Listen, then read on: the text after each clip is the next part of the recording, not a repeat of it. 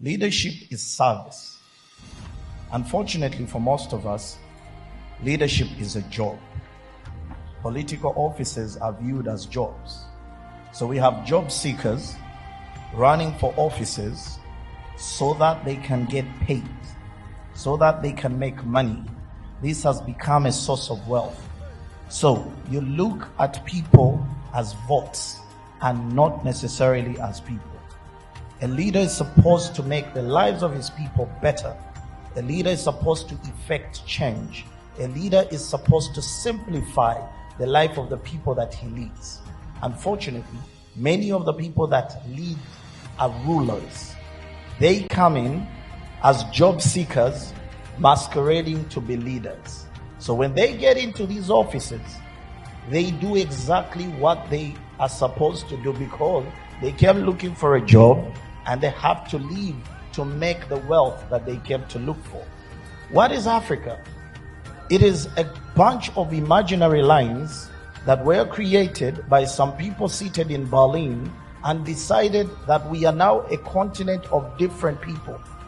You find that brothers seated at different angles or different sides of a border who look at each other as strangers. Africa's biggest issue is the thought that we are so different from each other.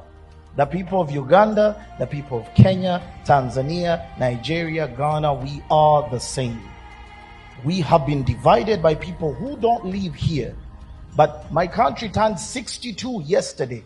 But we're still blaming the colonial master instead of taking responsibility as a people.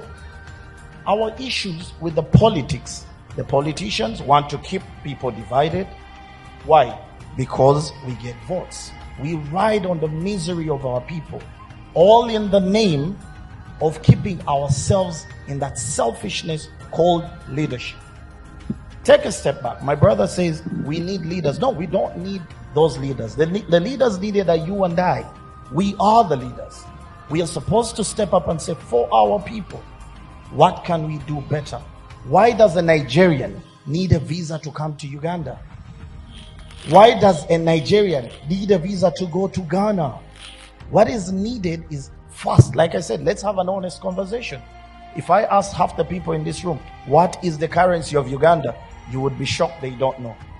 For me to come to Nigeria, I have to change my Ugandan shilling into a dollar. And then when I get to Nigeria, I change that very dollar into a naira. And when I'm leaving, I turn it back into a dollar and then into a shilling. You lose about 60% of that money in exchanges. You are giving money to a person seated in the US who does not need to even come on a plane to come to Nigeria to say thank you. We are telling each other lies to say we can have Africa's free economy, free trade zones and all that. Yet we can't even have our currencies relate to each other. I can't change a shilling in Nigeria. You can't change a naira in Uganda. So the leadership needs to be honest. These conferences we go to, declarations, pass very good and rosy things, sign agreements. Where is the implementation? The leaders here, I challenge you. I drum to you. Wake up and say, let Uganda, Kenya, Tanzania, Nigeria work together. That is the only way we can start by saying this platform here is a challenge to you. That the people who organize this are not political leaders, but they are saying for the King of Toro and the Olu of Wari sitting together and saying, how do our people work together?